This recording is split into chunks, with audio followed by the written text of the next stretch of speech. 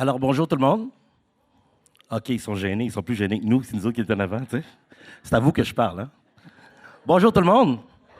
Ah, là, ça s'en vient, j'aime ça, j'aime ça. Moi, j'aime ça entendre des bonjour très fort. Donc, je commencerai pas à dire quel côté qui fait le plus de bruit, c'est pas le temps. Messieurs, dames, tout simplement que j'aimerais me présenter. Mon nom est Steve Joseph. Je suis avec les conférencières Geneviève Genet de l'ACPEV ainsi que Nathalie Chartrand de la SAC. Mesdames et messieurs, aujourd'hui, on va parler du rôle social des loisirs chez les handicapés visuels. Il y a quelque chose que j'aimerais commencer par dire avant de commencer, j'aimerais vous dire tout simplement mon cheminement que j'ai eu depuis que je suis directeur des loisirs de la Fondation des aveugles du Québec. Évidemment, depuis 2001-2002, je gravite autour. Je dis 2001-2002 parce que c'était une période qui était assez floue pour moi. Alors, je gravite autour de la Fondation des aveugles du Québec depuis ce temps-là. Et par la suite, en 2004, je suis parti dans les écoles primaires. Tantôt, j'ai rencontré des gens qui m'ont dit comment ça qu'on t'a nommé dans la presse le héros de Saint-Michel.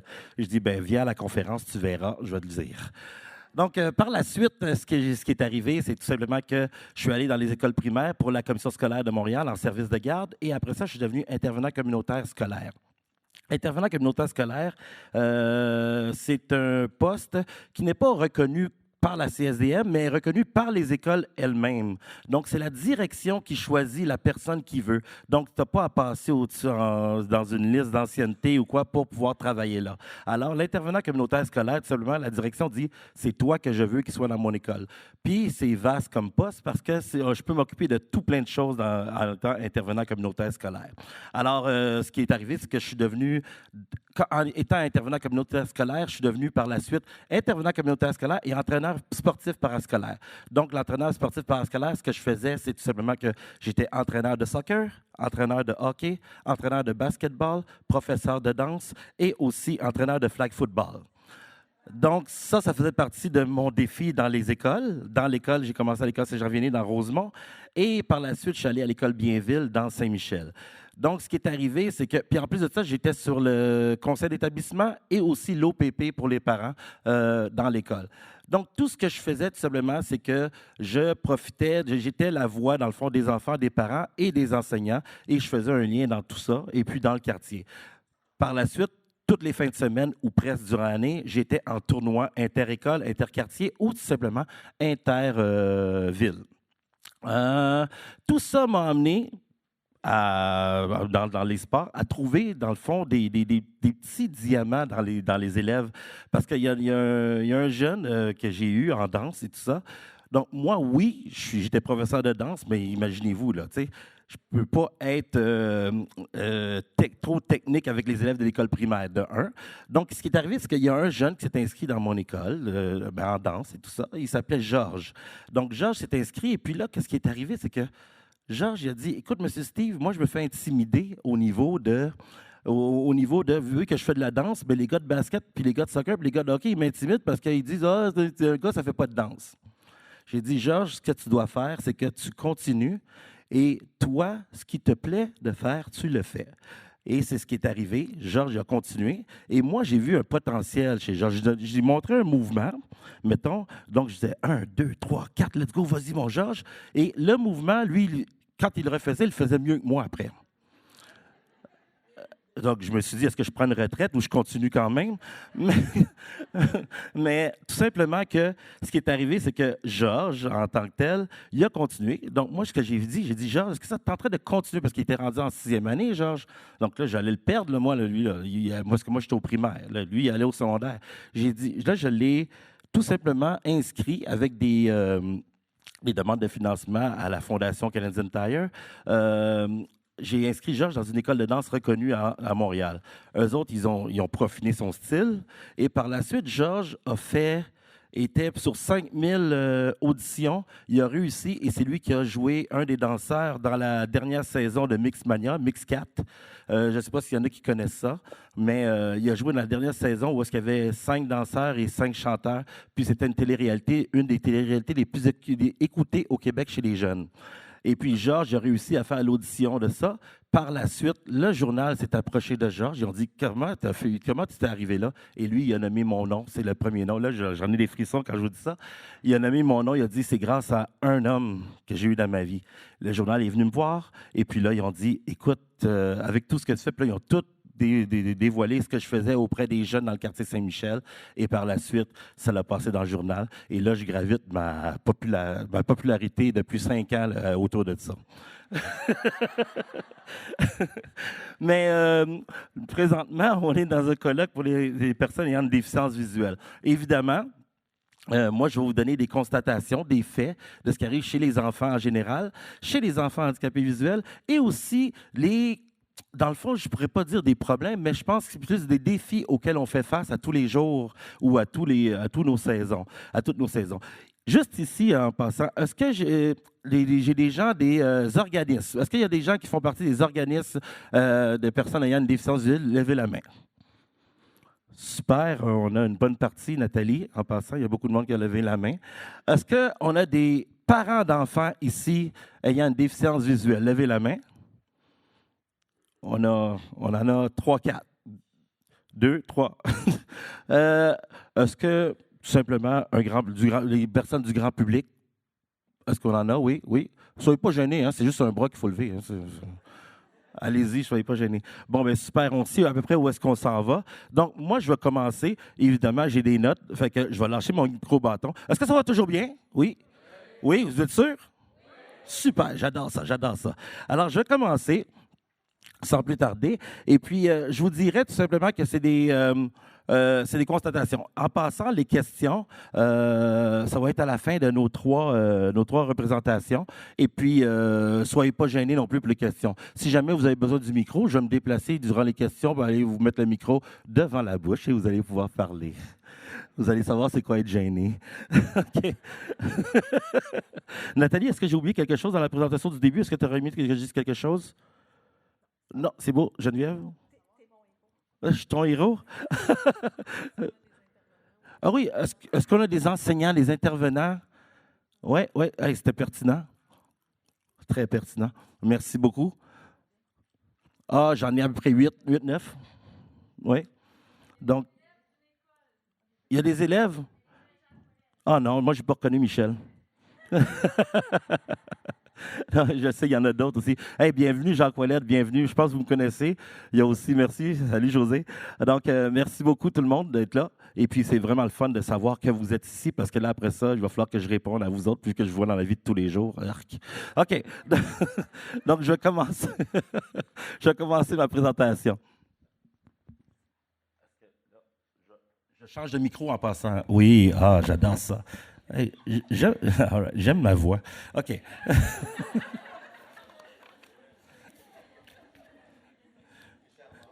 C'est charmant. Ouais. Je me charme tout seul. Alors, donc, tout simplement qu'aujourd'hui, c'est sûr que j'ai écrit un colloque provincial sur la participation sociale. Bref, tout le monde le sait où est-ce qu'on est. Hein? Et le rôle du loisir dans la participation sociale des personnes en situation de handicap visuel. Moi, j'ai tout simplement pris des notes. Donc, c'est les activités de loisirs récréatives, sportives et sociales présentent des multiples bienfaits chez Monsieur Tout-le-Monde, mais moi, vu que la Fondation des aveugles du Québec, on les prend à partir de 6 ans, je vais vous parler beaucoup des enfants puis des jeunes adultes, dans le fond, des enfants, adolescents et des jeunes adultes. Donc, les bienfaits. Elles encouragent le développement physique et affectif. S'il y a quelqu'un qui veut m'arrêter, mais ça me surprendrait parce que c'est très bon, là. Elles améliorent les habiletés motrices et sociales, la créativité et le développement des fonctions cognitives. Elles stimulent l'esprit et l'imagination. Elles favorisent également l'estime de soi et la confiance en soi. Elles permettent aux enfants d'améliorer des habiletés telles que le partage, la coopération, la prise de décision et les résolutions de conflits. Elles développent une meilleure compréhension des différences individuelles et culturelles. Très important, celle-là. Lorsqu'il s'agit d'activité physique, elle constitue une excellente façon de réduire l'obésité infantile et d'améliorer la santé et la croissance des enfants ou du jeune adulte.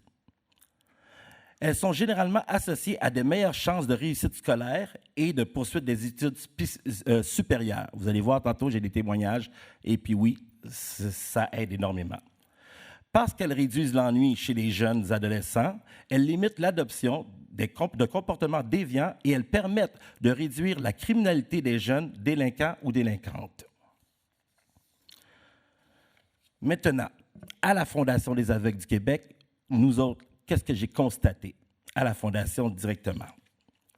Alors, les activités, évidemment, les activités loisirs, récréatives, sportives et sociales présentent de multiples bienfaits chez les enfants ayant une déficience visuelle à la Fondation des aveugles du Québec, qu'est-ce qu'on a constaté depuis? Encourage et augmente le sentiment d'appartenance, la fierté du fait ou de l'activité accomplie, donne droit à des échanges interquartiers, villes ou même pays. Pourquoi je dis pays? On a voyagé en France aussi. On est allé faire du ski avec les jeunes en France, dans les Alpes. Ceux qui veulent savoir, on est toujours sur fondationdesaveugs.org. OK? C'est bon? Pub. OK. Donc, évidemment, il y a un comportement moins délinquant. Ça, je veux faire juste une parenthèse.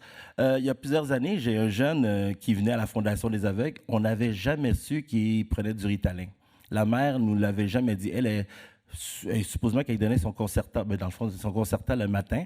Puis, elle nous a dit que tout l'été, elle n'y a jamais donné. Durant l'année scolaire, il le prenait. Puis, tout l'été, elle lui avait jamais donné, puis on ne l'a jamais su.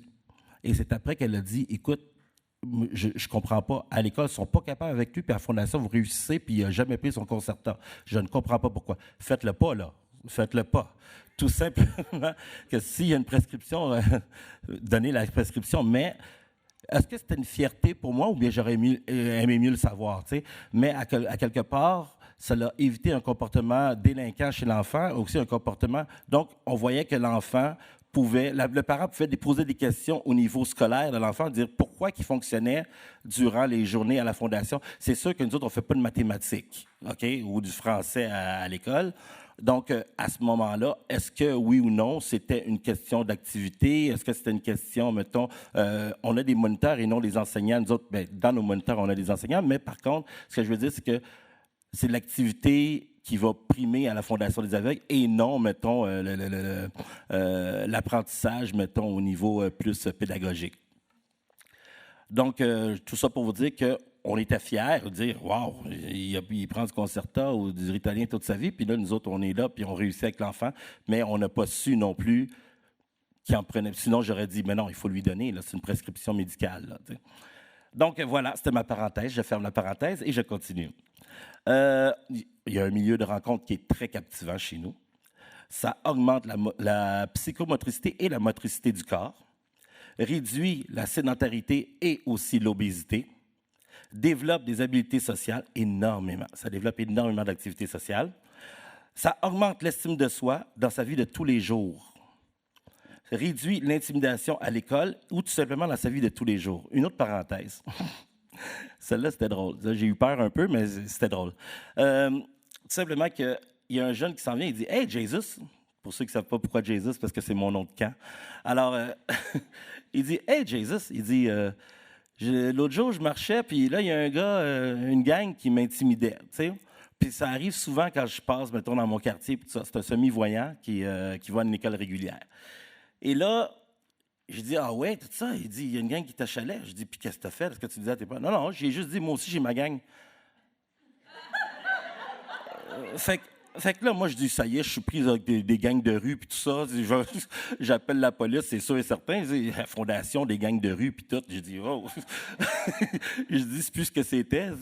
Hey, Ronald, je démissionne. Non, mais tout simplement que là, il dit, ben oui, j'ai ma gang, sauf que, là, je leur ai dit, sauf que moi, ma gang, on reste pas devant un dépanneur à rien faire. On va faire du deltaplane, on va faire du tyrolienne, on va à la ronde, puis je les vois tous les week-ends, puis à tous les étés, toute la journée. Fait que je suis bien fier.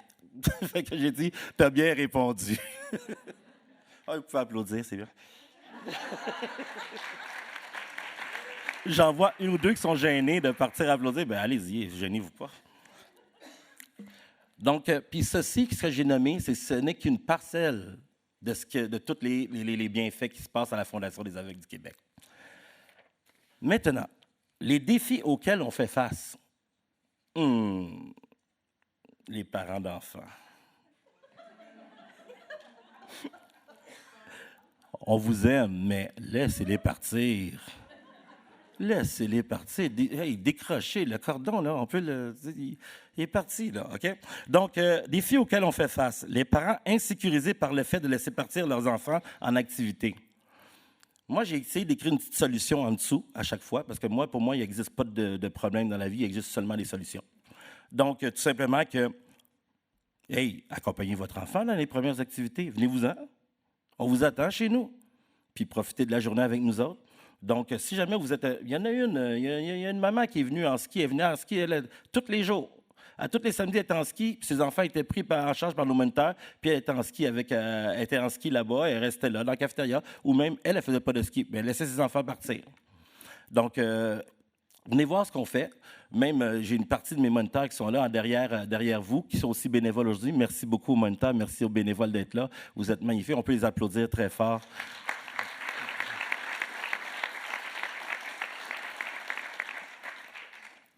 Donc, souligner aussi la présence de mon adjoint Alexandre et puis de la directrice administrative à la Fondation des aveugles, Marjorie Boutin. Merci d'être là, merci beaucoup.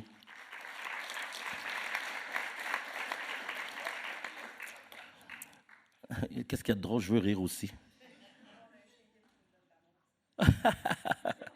Donc, aussi, les parents qui prennent leurs enfants en pitié et couvrent leur enfant. Écoutez, je me suis obstiné l'été passé avec une maman qui m'a appelé et qui me dit « Hey, tes moniteurs, là, ils ne font pas une bonne job. » J'ai dit « Ah non? » J'ai dit « Qu'est-ce qui se passe? » Ils ont demandé à ma fille de ramasser son manteau à terre. Hein, Catherine, on s'est parlé de ça cette semaine? Donc, je dis, là, à ce moment-là, je me dis, bon, qu'est-ce que vous faites à la maison? Ben, nous autres, on place son manteau, elle est aveugle, hein, on ne peut pas. Ah oui, OK. Donc, vous voyez, je nommerai pas de nom, là, mais très important, écoutez, arrêtez de prendre votre enfant en pitié, puis le meilleur, vous voyez qu'est-ce que j'ai écrit comme solution? Apprenez à votre enfant, dès son jeune âge, à ne plus avoir besoin de vous. C'est le meilleur héritage qu'on peut donner à un enfant ou à un jeune adolescent, bien souvent. Il faut lui apprendre à ne plus avoir besoin de soi-même quand on est un parent ou tout simplement quand on est un tuteur légal. C'est bien? Très important. Et ça, c'était ma seule phrase sérieuse de ma conférence. Mais non. Très important aussi. Les activités, j'avoue, qui sont parfois coûteuses et on ne reconnaît pas la gratuité chez les accompagnateurs. On est aux prises avec ce problème-là énormément à la Fondation des aveugles parce que nous autres, on a une augmentation de notre clientèle, mais on est obligé de restreindre parce qu'on n'a pas, disons, le budget nécessaire pour aller chercher d'autres moniteurs, exemple, pour travailler avec eux autres, tout ça. Puis les bénévoles, ça ne se trouve pas facilement. Alors, ce qui arrive, c'est qu'on est obligé de restreindre nos activités et puis là, ça devient contingenté, tout simplement parce que il faut que je paye aussi pour mes accompagnateurs quand j'arrive sur un site. Et puis, souvent, c'est pas adéquat. Parce qu'eux autres, qu'est-ce qu'ils vont faire? Ils disent, les camps de jour, c'est un accompagnateur gratuit sur 15. Là, c'est les camps de jour. On est à camps de jour. Mais est-ce que c'est possible d'avoir un accompagnateur sur un enfant? Oui, ça serait possible. OK, semi-voyant, je peux peut-être y aller sur 2, mais il faut que ce soit un très bon semi-voyant, parce que des fois, le semi-voyant, il va peut-être voir le stade olympique en haut, mais il ne verra pas le trottoir en bas. Donc, c'est ça que j'essaie de faire comprendre aux gens. Puis, ça s'en vient de plus en plus, mais par contre, c'est pas toujours la réalité. Donc, tout simplement que la solution que j'ai pu trouver à ça, c'est apprendre la réalité des organismes avec un ratio de 1 pour 1. C'est tout simplement ça. La non-ouverture d'esprit des sites touristiques vis-à-vis la déficience visuelle. Hein? Ils peuvent faire ça? On n'a pas d'assurance pour ça, nous autres. Nathalie, ça t'arrive-tu, ça? Ben non. Donc ça arrive énormément. Alors, tout simplement que la solution, c'est informer ses employés par des formations, peut-être simplement par les droits de la personne. On a assisté à une formation, Geneviève, déjà, par les droits de la personne dernièrement. Puis c'était intéressant de voir tout ce qu'on a le droit, les organismes, et tout ce qui n'ont pas le droit, les sites touristiques. Mais par contre, tout simplement d'être ouvert d'esprit. L'ouverture et le jugement de la société vis-à-vis des handicapés en général. Pas juste le handicap visuel, pas juste la déficience visuelle, mais les handicapés en général. La sensibilisation, la solution, ça serait des campagnes de sensibilisation dès le jeune âge des enfants, dans les écoles, dans les centres de loisirs, un peu partout, puis intégrer des enfants voyants dans nos activités. Bien souvent, c'est le fun parce que ces enfants-là vont être tout simplement les porte-parole pour les autres personnes et vont pouvoir peut-être à ce moment-là dire « ben non, il n'y a rien là, ben non, let's go ». Parce que nous autres, on commence à intégrer des personnes ayant n'ayant pas, excuse-moi, Nathalie, je commence à. C'est ça. N'ayant pas de déficience visuelle, alors, puis c'est le fun parce qu'il y a une intégration, puis là, maintenant, c'est comme ça se contacte par Facebook. Et c'est totalement un autre quartier, totalement un autre endroit. Et puis là, maintenant, ça devient des amis et tout ça. Ça fait déjà 2 ans que ça se fait, puis c'est une belle réussite chez nous. Donc, très important, des campagnes de sensibilisation pourraient être une solution dans tout ça. Et puis aussi, l'ouverture, mettons, et le jugement de la société. Je me suis fait dire, puis là, sautez pas sur votre banc, s'il vous plaît. Je me suis fait dire, hein, vous allez faire de la tyrolienne avec eux autres? Ils ne sont pas assez maganés de même pour continuer à faire des activités de même? Là, personnellement, je me suis retenu. Je me suis dit, c'est qui le plus magané entre eux autres puis toi? Je me suis vraiment retenu. C'est drôle dit comme ça, mais par contre, c'est triste. C'est triste. C'est de l'ignorance totale. L'autre chose, c'est aussi trouver des bénévoles pour nos activités. Nous devons restreindre nos ratios. Je vous l'ai expliqué tout à l'heure. On doit restreindre nos ratios tout simplement parce qu'on n'a pas assez de bénévoles et tout. Donc ça, c'est très important, c'est de trouver des bénévoles là-dedans. Et puis, la solution, ben, c'est avoir plus...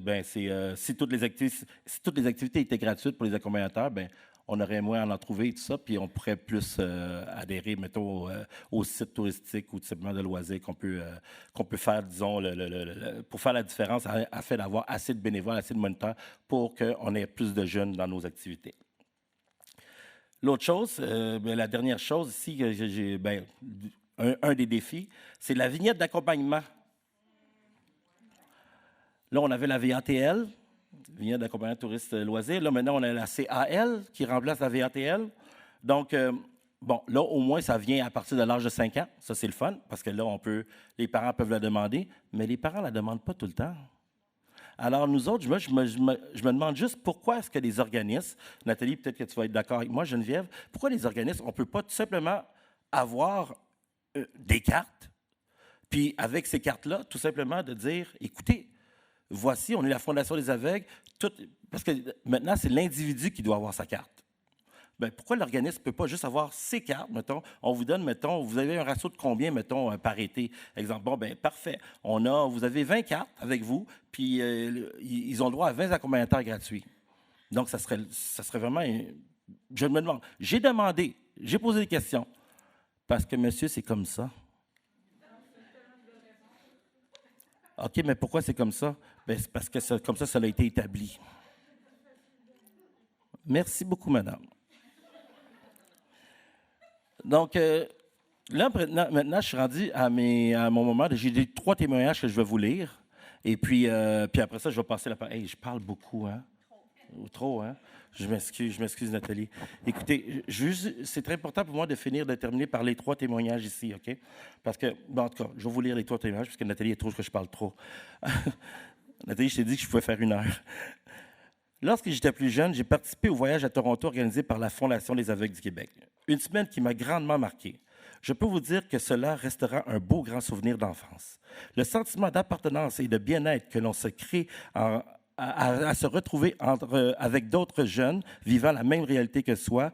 Et il y a aussi le sentiment de sécurité d'être entouré de moniteurs formés et sensibles à notre cause.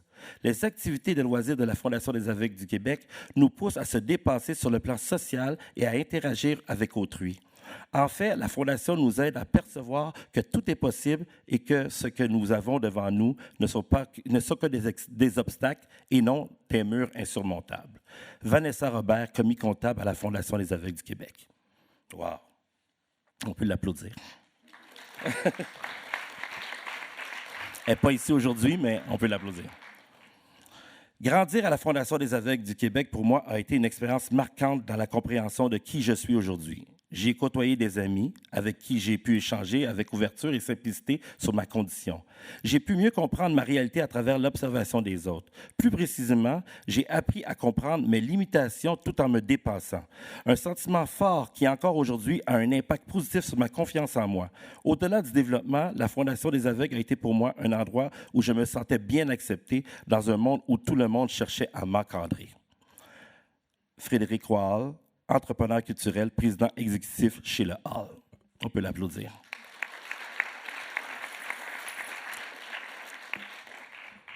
La fac m'a apporté des tonnes de beaux moments, des amitiés qui subsistent encore aujourd'hui. L'impression de faire partie de quelque chose de plus grand que moi. L'impression d'avoir une deuxième famille. J'y ai vécu des grands moments et j'y ai acquis une grande autonomie qui m'aide encore aujourd'hui. Je ne peux tout simplement pas songer à mon enfance sans qu'apparaissent des souvenirs de la fac. Ils sont indissociables. Cela accroît l'autonomie, développe la confiance en soi, permet de repousser ses limites, devenir plus fonctionnel dans un environnement autre que la cellule familiale. En gros, c'est crucial. Catherine Houde-Collin, coordonnatrice de défense des droits, affaires publiques et projets de quartier accessible. Merci, Catherine.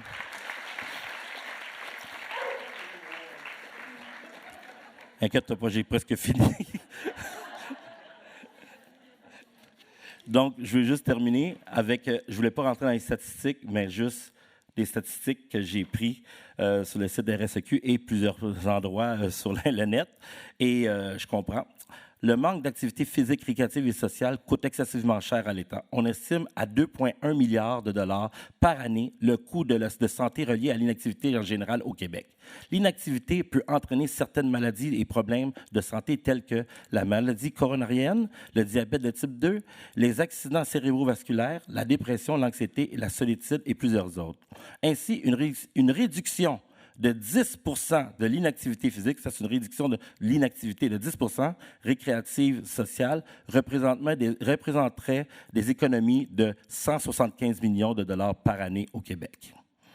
Mesdames et messieurs, merci d'avoir été des anges avec moi. Je sais que je parle beaucoup. Je vais laisser la place à Nathalie Chartrand de la SAC.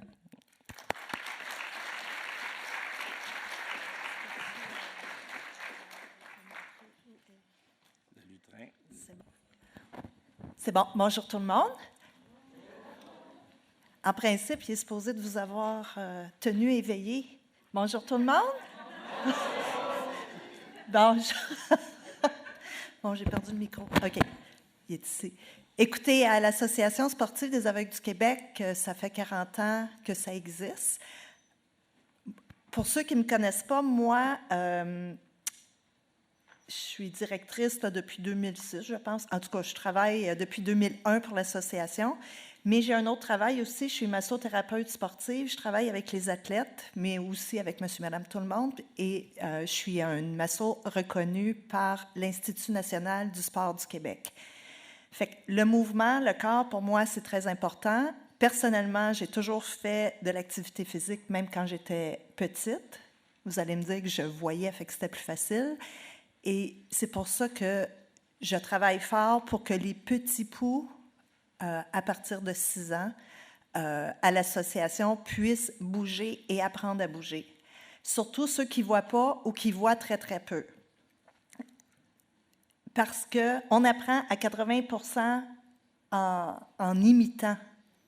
On voit notre frère, on voit notre sœur, notre père, notre mère, peu importe qui, et on imite. Quand on ne voit pas, on ne peut pas imiter.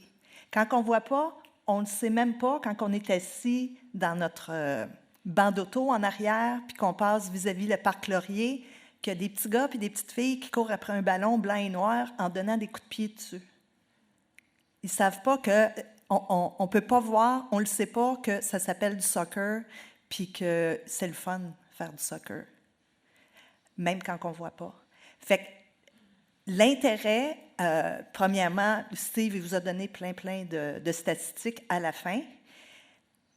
Chaque personne, qu'elle soit handicapée ou pas, en grandissant, c'est comme ça, on prépare notre corps. Et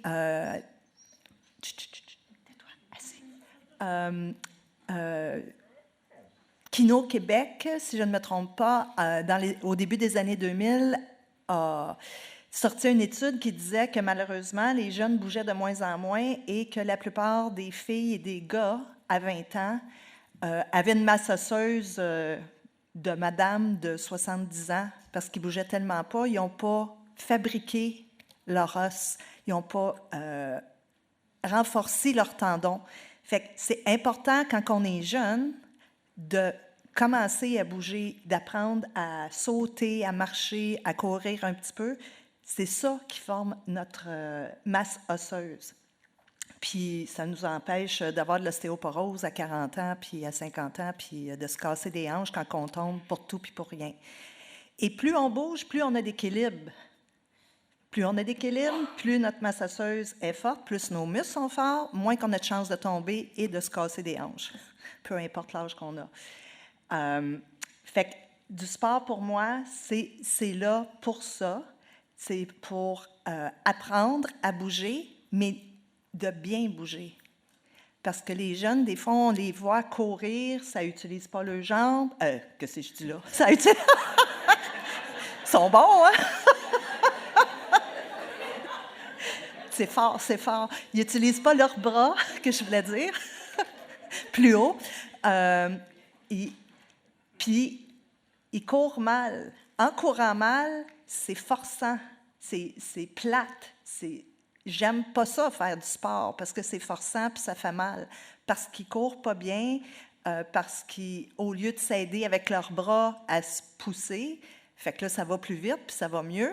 À marcher les pieds en pingouin ou en canard, ça se fait mal aux genoux, ça fait mal aux hanches. Fait que du sport, pour moi, c'est ça, c'est qu'on essaie de montrer aux jeunes, le plus tôt possible, à bouger, puis à faire toutes sortes de sports. Apprendre à marcher, pas à marcher, ils le savent déjà, mais à courir, à pagayer, à glisser en faisant du ski de fond, en glissant, en faisant du patin, en grimpant, en faisant de l'escalade, en sautant, en faisant de la trampoline. C'est d'apprendre toutes sortes de mouvements pour de développer son corps et d'avoir confiance en son corps. Fait que quand tu marches sur la rue, que ce soit à Montréal ou à Toronto ou ailleurs, là, il y a des trous, il y a des bosses, il y a toutes sortes de patentes. Et il y en a combien qui n'aiment pas ça, faire ça, parce qu'ils perdent l'équilibre. Parce qu'ils n'en ont pas d'équilibre, parce qu'ils n'ont pas développé leur masse musculaire, ils n'ont pas confiance en leur corps. Quand tu en as plus d'équilibre, je ne te dis pas que tu n'es pas déséquilibré, mais tu rattrapes ton équilibre. Fait que ça, c'est super important. Et quand tu arrives dans tes classes d'éducation physique, puis que le prof, tu ne vois pas, fait que c'est trop compliqué parce que c'est long, ça prend du temps, il faut que tu y consacres plus de temps à cet élève-là, fait qu'il tasse. S'ils ont déjà une petite base, le prof, il est comme déjà plus enclin à dire « Oh, il est capable ». Et non de dire « Tu ne vois pas, fait que tu ne peux pas ». Fait qu'il y a les profs qui disent ça, puis il y a des parents aussi qui disent ça, malheureusement. Il y a des parents qui sont venus, qui nous remerciaient, qui me remerciaient spécifiquement pour dire « Nathalie, je ne pensais jamais que ma fille pouvait faire autant de choses que ça. »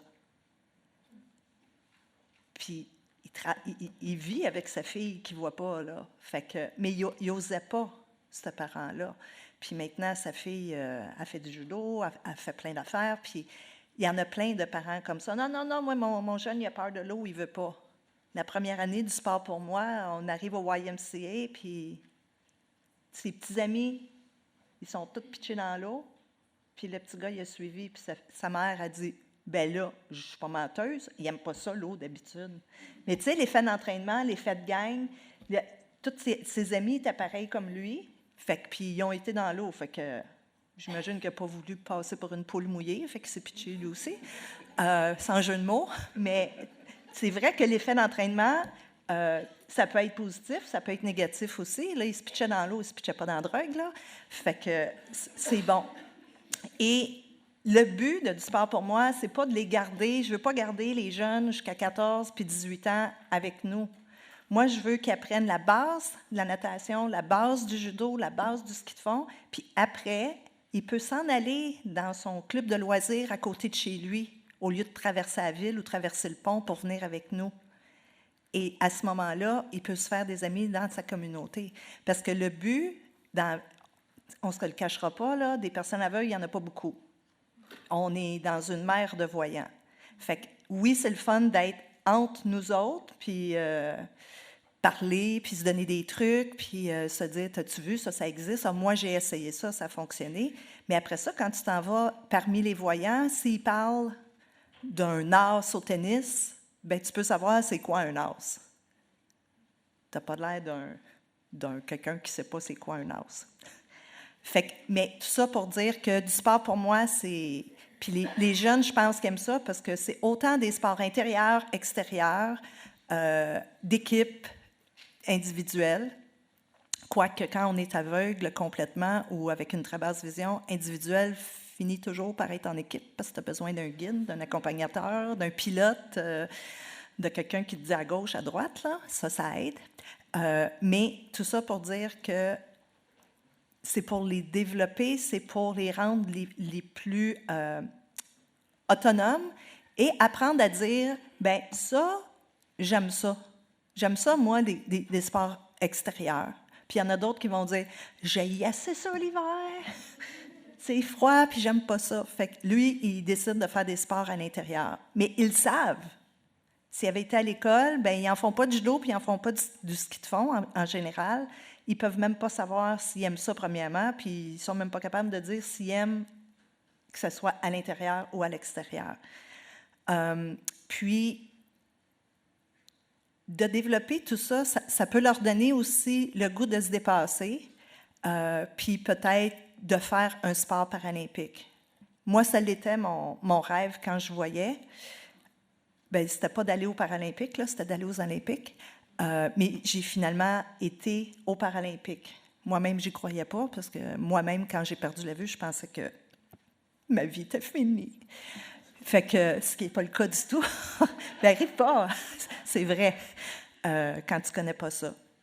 Mais c'est d'y aller. Là, il y en a qui ont été au Parapanams à Lima, au Pérou. Il y en a qui sont revenus avec des médailles. Il y en a qui ont eu leur bypass pour aller, leur laisser-passer, je devrais dire, pour aller à Tokyo. Puis il y en a qui sont revenus en n'ayant pas leur laisser-passer pour aller à Tokyo. Ça veut dire qu'ils ne vont pas aux Paralympiques. Ils sont déçus. Puis c'est plate parce qu'ils ont travaillé fort. Mais en même temps, ça t'apprend que peu importe dans la vie, que ce soit dans le sport, dans le travail, dans les amitiés, bien, des fois, il y a un début, il y a un milieu, il y a une fin. Des fois, tu gagnes, puis des fois, tu perds. Il faut que tu apprennes quand tu perds. C'est pas une défaite, perdre. Parce que des fois, tu as bien performé, mais l'autre a mieux performé que toi. Ou des fois, tu lances le ballon, puis il pogne le poteau, out. Puis l'autre va lancer, il va pogner le poteau, in. Fait que, tu sais, il y a une grande partie aussi qui est un petit peu de la chance dans le sport. Mais ta chance, il faut que tu la fasses. Il faut que tu sois préparé, puis tu te donnes des objectifs, puis tu travailles, puis ça te forme aussi pour après, après ou pendant dans ta vie. En faisant, ça fait 9 ans là, qu'on fait du sport pour moi, on s'est aperçu qu'il y en a beaucoup qui marchent les pieds en canard. Et quand tu utilises une canne blanche, quand tu veux traverser des rues en ligne droite, quand tu marches en canard, souvent, malheureusement, tu dévies de ton pied qui est le plus fort, fait que ça va être à droite ou à gauche. Donc, tu ne traverses pas droite. Puis là, tu as peur de traverser les rues parce que tu t'en vas toujours tout croche. Parce que ta démarche, au départ, n'est pas correcte. Fait que là, on travaille avec des physiothérapeutes qui font une évaluation fonctionnelle aux jeunes. Je pense que 18 points, là, je ne me souviens plus, qui va dire, OK, tel groupe musculaire est trop faible, lui est trop fort. Et après ça, la kinésiologue prend ces résultats-là et donne un petit plan d'entraînement aux jeunes. Et Maria leur montre comment faire ça. Et 3 fois par semaine, ils font ces exercices-là. Écoutez, pour tous ceux qu'on a fait présentement, on n'a pas de temps que ça, mais ça dit beaucoup encore. Ils sont tous hypotoniques. 7 ans ou qu'il y en ait 13, hypotonique, ça veut dire qu'ils n'ont pas de muscles. Ils n'ont pas de force dans leurs muscles. Mais comment tu veux te rattraper quand le pied te vire ou comment tu fais pour le trottoir qui est inégal, comment tu fais pour te rattraper et pas tomber à tout bout de champ quand tu es hypotonique? On a un de nos jeunes, ça fait 9 mois, qui fait ces petits exercices-là. C'est le jour et la nuit quand il a eu sa 2e évaluation, là. Puis il court mieux, puis il est plus fort, puis là, il était donc... il était bien, bien content de nous montrer qu'il était capable de faire une planche latérale. Fait que ses abdos, il la tenait pas longtemps, mais il était même pas capable de faire une planche normale la première fois. Fait que il est content de lui, puis sa posture est mieux, puis, il y a moins de tics, je ne sais pas comment, de maniérisme, comment on dit ça? Ouais.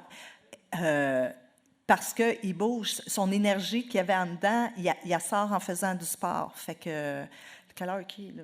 Il me reste combien de temps? Je veux pas abuser comme Steve, là, parce que... excuse, t'es là?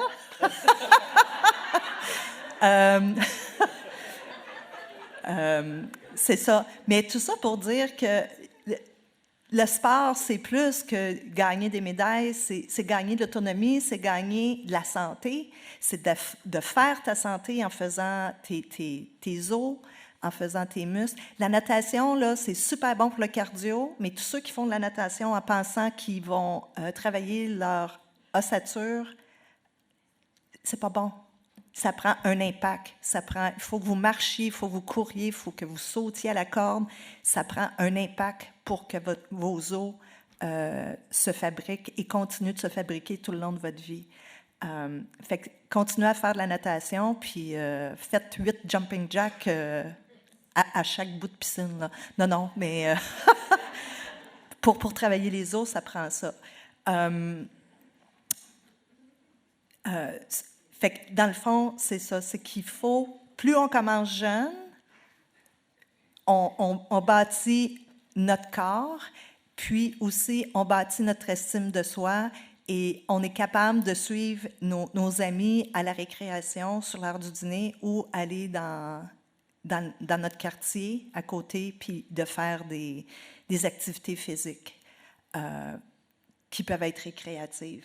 Puis, je crois que ça, c'est important parce que tu te bâtis ton réseau aussi à l'extérieur, que ce soit de la Fondation des aveugles ou de la SAC. C'est important, on vit dans un milieu de voyants, bien, il faut être inclus avec eux, mais en même temps, il faut connaître qui on est, puis apprendre le plus de choses possible. Puis, parce que c'était mon rêve et ça l'est pour d'autres aussi, c'est que tu peux aussi te rendre sur la plus haute marche du podium un jour. Tu peux l'avoir, ce rêve-là. Mais pour ça, il faut que tu commences jeune. C'est pas parce que on dit « Ah, je suis non-voyante, je lève ma main, je vais aller aux Paralympiques. » Vous riez, là, mais à chaque Paralympique, 6 mois avant, je reçois des appels, puis quelqu'un qui me dit « Bien, j'aimerais ça aller aux Paralympiques. » Je dis « OK. » D'hiver ou d'été? Bah, j'ai dit, OK, mais quel sport vous pratiquez? Ben, je dis, je ne sais pas, qu'est-ce que je pourrais faire? Ouais. Non, ça ne marche pas de même, là. C'est du sérieux, là. Les athlètes aux Paralympiques, c'est un minimum de 15 heures d'entraînement par semaine, tu sais. Fait que, et je vous dis ça parce qu'il y en a qui viennent nous voir à 18 ans puis ils veulent, là, ils veulent commencer parce qu'ils veulent le faire, ils veulent avoir cette opportunité-là. Mais quand tu commences à 18 ans puis tu ne sais pas courir, tu ne sais pas c'est quoi un push-up ou une pompe, puis là, tu commences à en faire, c'est bien, j'applaudis, mais le problème, c'est que ça prend plus de temps que prévu et surtout beaucoup plus de blessures. Parce que là, ça fait 18 ans que son corps ne bouge pas. Ses tendons ne sont pas forts. Ses os ne sont pas très, très modelés, ne sont pas très forts non plus. Puis là, il lui demande une charge trop grande d'entraînement d'un coup sec. Puis c'est ce qu'on essaye de ne pas faire, là, c'est d'y aller tranquillement. mais comme tout bon compétiteur, ils veulent toujours en faire plus pour être sûr d'arriver plus vite. Puis c'est là que des fois, il y a des tendinites qui se déclarent et tout. Fait que c'est pour ça que c'est vraiment important de débuter le plus tôt possible. Fait que les parents qui sont là, comme Steve il disait, lâchez les lousses. Puis c'est en essayant, puis n'oubliez pas que tout le monde ici, là, dans la salle, quand on a commencé par ramper. On a commencé par aller à 4 pattes, de se lever debout et de tomber, de se rafler le nez, les genoux et les mains. Puis c'est parce qu'on a tombé, c'est parce qu'on s'est fait mal sur le bout du nez qu'on a appris à marcher. C'est pas plus épouvantable parce que le jeune, il voit pas qu'il tombe que celui qui voit qu'il tombe. Ça nous prend ça pour avancer. Malheureusement, il faut tomber. Faut pas y pitcher en bas des escaliers, là. C'est pas ça que j'ai dit pantoute, là. Nous, on fait pas comme à la Fondation. On les pitche pas en bas des deltaplanes, là, tu sais.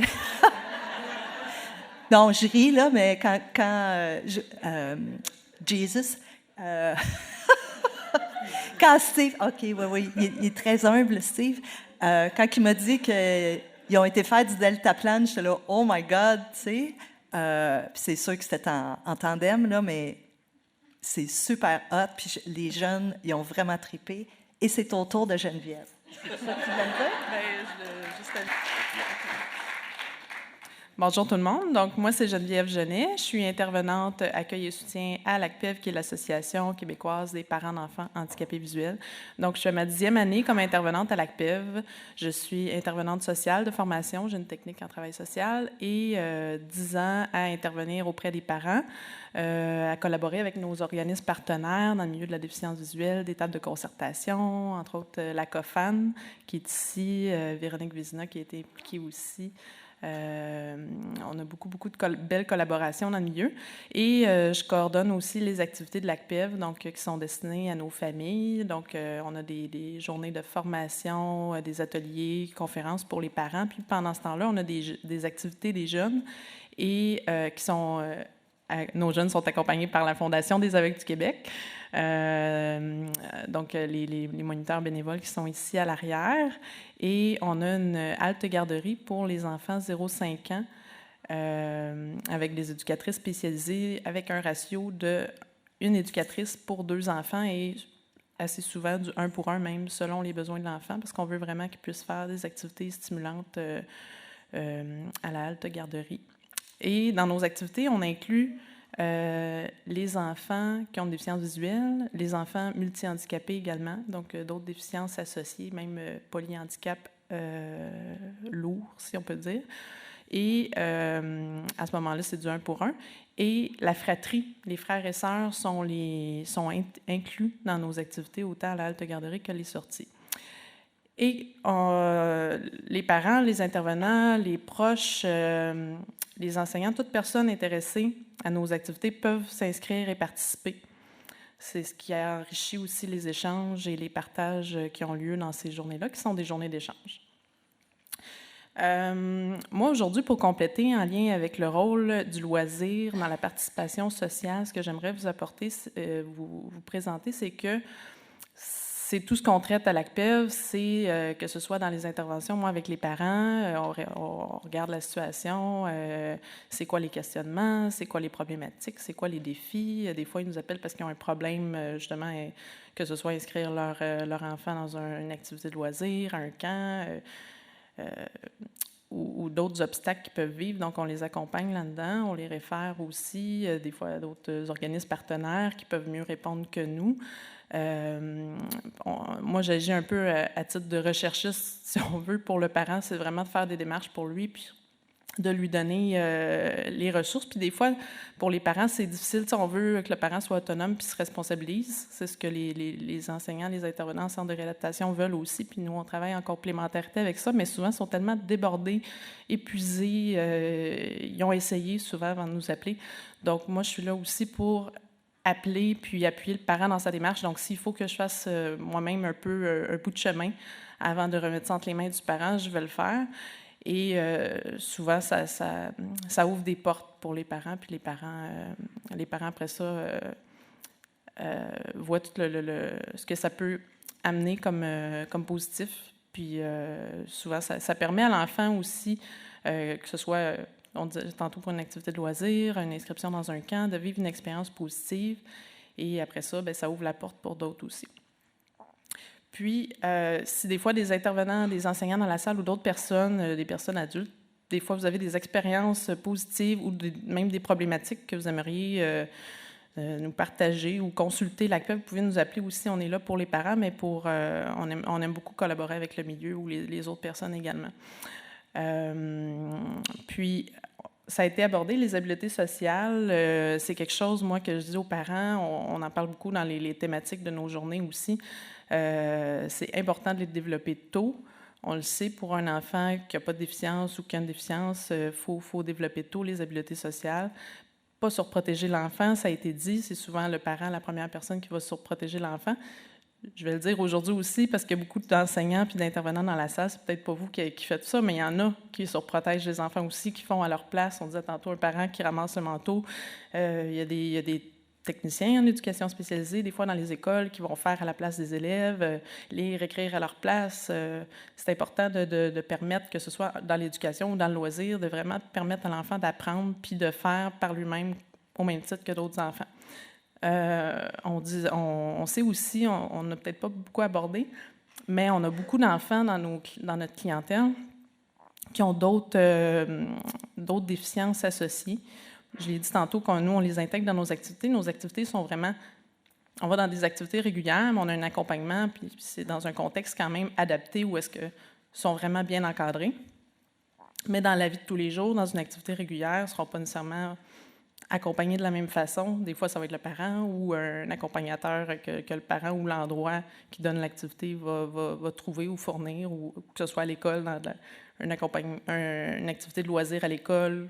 L'école doit trouver et fournir l'accompagnateur. Ça, des fois, les parents ne le savent pas. C'est important toujours de le rappeler.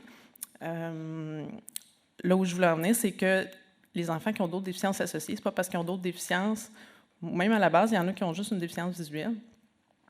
Mais beaucoup de personnes, ou les parents, ou des intervenants, des proches, peu importe, pensent que cet enfant-là, parce qu'il a une déficience visuelle ou une autre déficience associée, ne pourra pas faire la même activité, mais souvent on se trompe.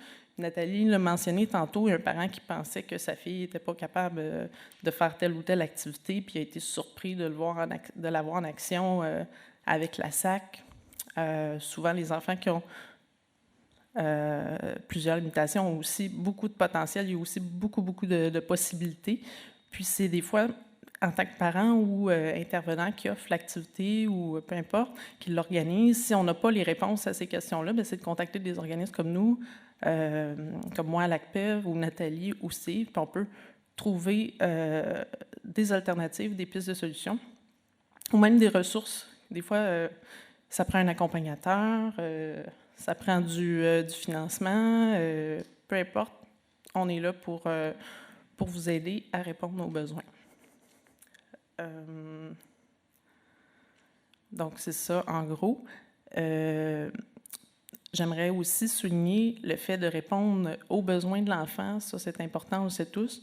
Mais aussi d'aller fouiller, au fond, c'est quoi son désir à l'enfant ou son potentiel, ses forces, puis de le développer. C'est de trouver des façons de vraiment le maximiser son potentiel puis de lui permettre de le développer au maximum. Donc... Voilà, ça complète pas mal, moi, ce que je voulais vous dire. Puis j'ai en avant, en fait, notre revue L'Éclaireur de l'ACPEV. J'ai pas eu le temps de vraiment tout présenter l'association. Vous pouvez aller voir notre site web, le www.aqpehv.qc.ca. La revue L'Éclaireur qui a plein de beaux témoignages de parents, d'intervenants, de partenaires. On voit beaucoup de choses en lien avec la thématique de la participation sociale, du loisir et tout ça. Donc, j'ai aussi ma carte et le dépliant pour ceux qui sont intéressés à prendre contact avec nous. Donc, je laisse la parole à Steve s'il y a des gens qui ont des questions. C'est parce que je n'ai pas assez parlé tantôt. Non, tout simplement que... Oui, bravo, Geneviève. Bravo. On n'a pas beaucoup de temps, mais on va passer à une période de questions. Donc, est-ce qu'on a des questions dans la salle? Monsieur en avant, pouvez y aller. Je vais vous approcher le micro. Bonjour, Yvon Provencher, je travaille au regroupement des aveugles et amblyopes du Montréal métropolitain. J'ai une question, en fait, j'arrive pas à cibler à qui, mais je pense que vous trois, vous êtes capables de répondre à cette question-là. Chez nous, il y a quelques années, on avait envisagé la possibilité d'initier des gens à des activités, l'espoir étant qu'ils puissent partir avec ça et aller utiliser ce qu'ils ont appris, notamment dans leur quartier. Semblerait que ça ne marche pas. Et on a questionné nos gens, après nos membres, pour savoir quelle était la réalité qu'ils vivaient. C'était un peu informel comme démarche, mais quand même, on avait ramassé de l'information. Et la barrière, c'est l'intégration dans les groupes de personnes qui n'ont pas de déficience visuelle. Nos membres sont des adultes, nous ont identifié que c'était vraiment une grosse problématique. Chez les plus jeunes, est-ce que ça se manifeste aussi? Et sinon, est-ce que c'est un problème d'adulte qu'on a là? Ou si c'est pour les plus jeunes, c'est plus facile? Donc, Nathalie, est-ce que tu serais à l'aise à répondre à cette question-là? Je vais t'approcher le micro, je vais te donner le micro bâton. OK, c'est ça. En fait, il y a deux choses là-dedans. On a accompagné le jeune, mettons, dans la piscine. On a été voir les gens à la piscine, on leur a donné une petite formation. On a montré le jeune comment se déplacer un petit peu. Pas se déplacer, mais comment était faite la piscine là, pour son environnement. Mais il est venu nous chercher pour qu'on l'aide à faire ça. Puis on a parlé aux entraîneurs, puis on a fait des petites simulations, puis ça a marché parce qu'on a mis... ça marche toujours, ça, je pense que ça marche plus avec les enfants, mais tu mets des simulateurs de vision, puis tu essaies de leur faire comprendre comment ils font pour nager dans la piscine, puis ils ne voient pas nécessairement les câbles ou ils ne voient pas les lignes dans le fond de la piscine. Puis ça a été quand même une belle réussite. Puis je pense que les enfants, des fois, ont moins d'attentes que les adultes. Moi, c'est mon expérience à moi. T'as-tu de quoi dire, toi? Moi, j'ajouterais, dans le fond, c'est au niveau de la difficulté à intégrer des activités régulières. C'est ça que j'ai compris pour chez les adultes, c'est ça? Est-ce que c'est la même chose chez les enfants? Bien, nous, dans les journées d'échange, par exemple, quand il y a des témoignages de parents par rapport à la difficulté à participer à des activités de loisirs ou inscrire leur enfant, souvent, c'est le parent qui nous rapporte, nous, les difficultés. L'enfant, à son niveau, je ne sais pas comment il vit ça nécessairement. Puis je dirais que c'est très particulier, dépendamment du milieu. Il y a des régions au Québec où c'est beaucoup plus inclusif. Il y a un enfant aveugle qui va être super bien reçu dans une école de danse, dans du patinage artistique. Ici à Montréal, ou les environs, des parents qui ont beaucoup, beaucoup de difficultés, qui font face à des refus d'accepter l'enfant, ou que c'est trop compliqué, ou ça coûterait plus cher. Donc, ça dépend vraiment des milieux. Mais encore là, on est toujours ouvert à accompagner, nous, les parents, ou à même sensibiliser le milieu dans cette démarche-là. C'est souvent une question de sensibilisation. Les gens font face à l'inconnu. Puis c'est souvent une problématique à la base de ça, je pense. C'est bien. Une autre question? Oui, madame, ici devant. Oui, bonjour. Mon nom, c'est Anne-Marie Courtemanche. J'ai travaillé en coopération internationale. Puis, je travaille actuellement dans une association où on s'occupe des nouveaux arrivants, des réfugiés. Bon, je vis avec une déficience visuelle. Et j'ai jamais été la fille à me tenir dans le milieu. Pourquoi? Parce que j'ai toujours voulu vivre parmi le monde. Et moi, ma philosophie à moi, c'est de dire, quand tu arrives dans un groupe, il y aura toujours du monde qui vont t'accueillir, puis il y aura toujours du monde qui t'accueilleront pas. C'est la même chose partout, que tu aies une déficience visuelle ou pas. Et puis, les gens, quand ils te posent des questions, prends le temps de leur répondre. Ils vont te tester, c'est sûr, mais ils se traitent tous comme ça. Fait que moi, je veux dire, je suis habituée, les organismes me servent de coffre à outils pour, supposons que je veux faire du sport pour ne pas être dangereuse. Mais à part de ça, j'ai pas tendance à me tenir dans un gâteau. Je me tiens parmi tout le monde, puis je suis satisfaite comme ça, puis ça va bien en général. Comme je vous dis, il y a toujours du monde qui sont réfractaires. Je connais du monde qui n'accepte pas les étrangers, ils sont racistes, les Noirs sont comme ça, comme ça. Il y a déjà des esprits fermés, mais il y a toujours des esprits ouverts. Puis quand il y a une porte qui se ferme quelque part, il y en a une qui s'ouvre ailleurs. Merci. Merci. Question juste ici. Bonjour, Justine Damour, je suis à la ressource à Gatineau. On est ici parce qu'on aimerait ça savoir un peu comment vous pouvez soutenir les régions. Parce que tant aux enfants, tant aux adultes, l'accès aux loisirs, au sport, ça ne se fait pas. Nous, on n'est pas chanceux, là, on n'a pas de fondation dans le coin. On a eu des jeunes qui sont allés au camp cet été qui ont adoré, ça a changé leur vie. Mais on ne sait pas trop par quel bout le prendre et comment soutenir aussi les associations pour qu'on puisse développer le loisir et le sport dans notre région.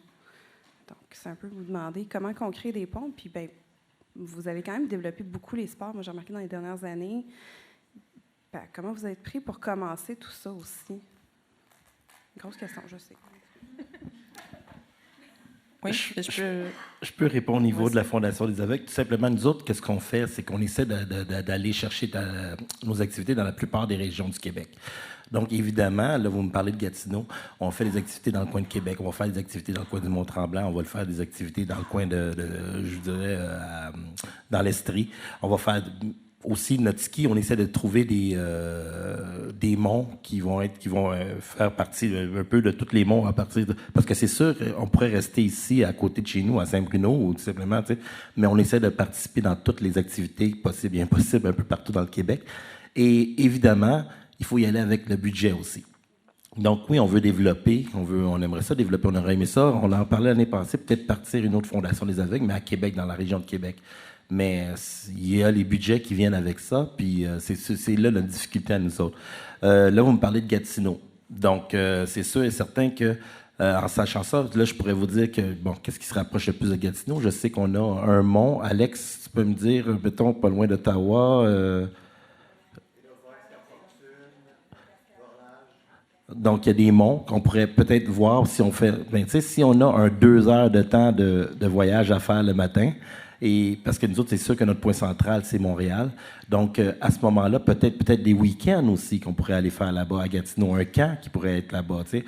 2 heures de route pour un camp pour d'une semaine, ça pourrait être fait. Donc, c'est la seule manière pour l'instant que je verrais où est-ce qu'on pourrait développer des activités dans la région. Mais par contre, pourquoi pas avoir une discussion et voir qu'est-ce que vous pourriez faire de votre côté, puis comment qu'on s'y prend, nous autres, de notre côté, puis peut-être aussi avec les autres organismes, pour savoir, est-ce qu'il y a une possibilité de partir ça d'une manière comme ça? Est-ce qu'il y a une possibilité, dans les premiers instants, de nous prêter des moniteurs, de voir comment vous faites et tout ça? Ça, il y a toujours possibilité avec la Fondation des aveugles. Vous n'avez qu'à nous appeler, 514-259-9470. Donc, vas-y, Geneviève, tu voulais répondre à... Oui, bien, nous, pour notre part, l'ACPEV, nos activités sont provinciales, donc c'est sûr, ça demande quand même de se déplacer. Nous, on se déplace dans différentes régions. On ne va pas souvent en Outaouais. On n'a pas un gros bassin de membres non plus en Outaouais. Donc, on vous invite à nous référer les parents parce qu'on sait quand même qu'il y en a beaucoup. Les parents ne prennent pas toujours contact ou prennent contact, mais viennent pas nécessairement régulièrement aux activités. Mais il y en a qui sont déjà venus. On a des forfaits avec hébergement. Nos activités se font dans des hôtels 3 fois par année. Hébergement, puis à tarif réduit pour les membres et régions éloignées qui sont 300 km et plus l'aller. On a déjà eu des membres, écoutez, on en a aux Îles-de-la-Madeleine, eux autres ne viennent pas, là, mais on en a déjà eu de Chapec qui descendaient à Québec ou qui ont même descendu à Longueuil et à Sherbrooke. Il y en a un peu partout, il y en a en Abitibi. Puis c'est vraiment, je pense, des activités enrichissantes pour les enfants, puis des fois des activités spéciales, comme par exemple, ben là, ça ne répond pas nécessairement à la question, je dirais pas... dans l'activité que j'allais parler. Je vais laisser Nathalie, je pense, répondre pour plus ce qui est des activités vraiment sportives avec les programmes qu'ils ont de formation. Je pense que ça peut peut-être plus répondre. Oui, bien c'est ça. Nous, on est provincial aussi, fait qu'on va en Abitibi. J'ai été régulièrement aux Îles-de-la-Madeleine, Québec, Gaspésie.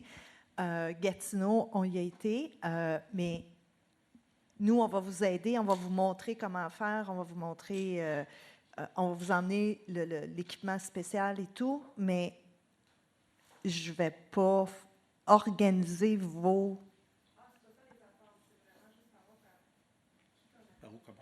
Oui, commencez par nous appeler. Oui.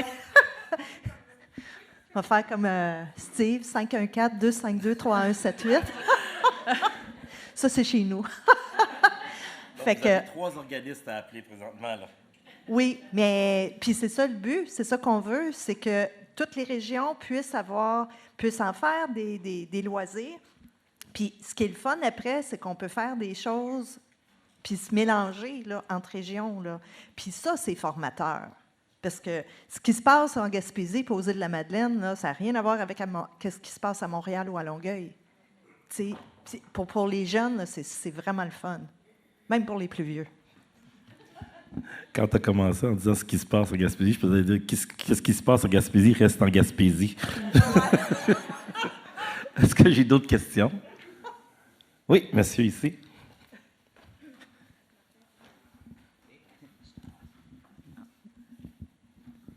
Alors, mon nom est Martin Lachance. Moi aussi, je suis de Gatineau. Présentement, j'ai trouvé extrêmement intéressant en passant à vos conférences et j'ai noté que ça s'adresse surtout pour les jeunes, en tout cas toutes les statistiques et les bienfaits. J'imagine que ça s'applique également pour les adultes et les aînés. Moi, je suis quelqu'un qui a commencé à faire du sport récemment et je m'approche de la section aînés. Et j'ai récolté énormément de bienfaits. 50 livres en moins et beaucoup plus d'assurance, de confiance et tout ça.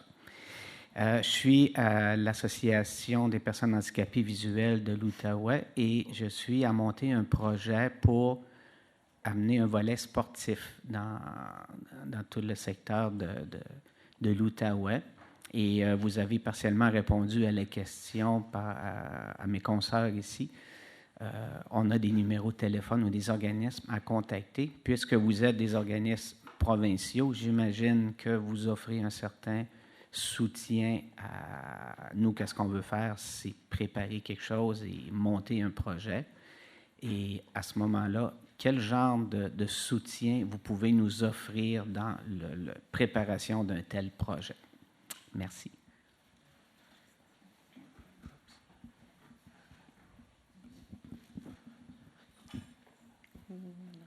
Juste pour répondre à monsieur, le genre de soutien que nous autres à la Fondation, comme j'ai dit tantôt, on peut avoir un prêt de moniteur, on peut voir avec vous comment, puis aussi d'avoir un genre de formation à comment on a commencé et tout ça.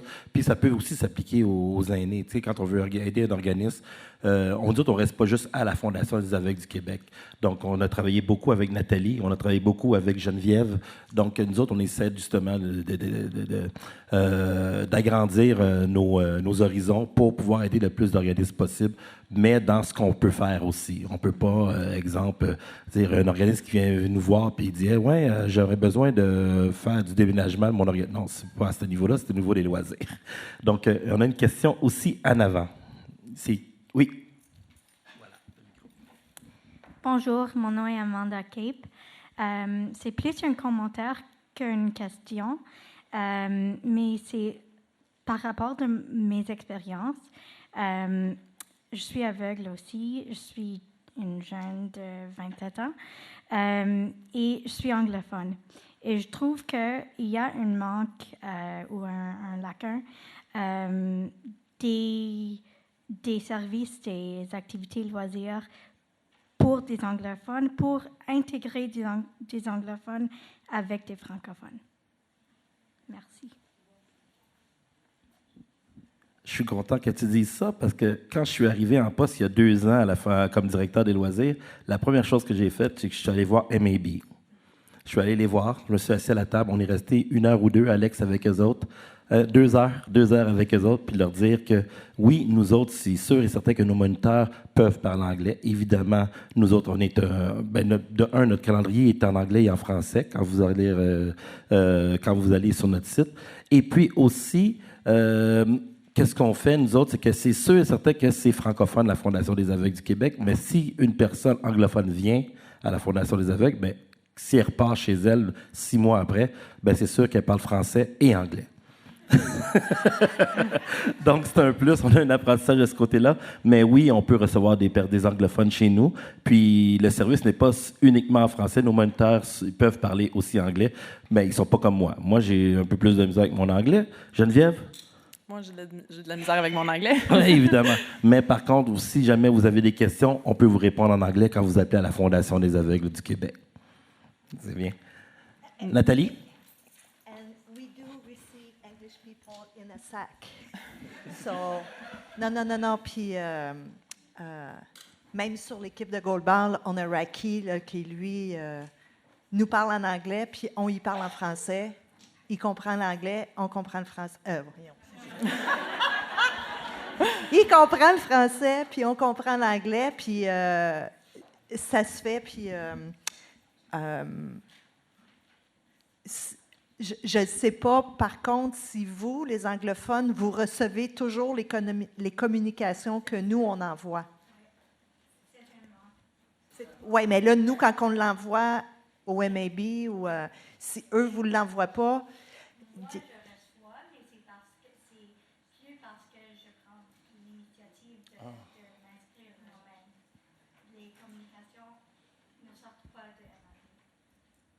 OK.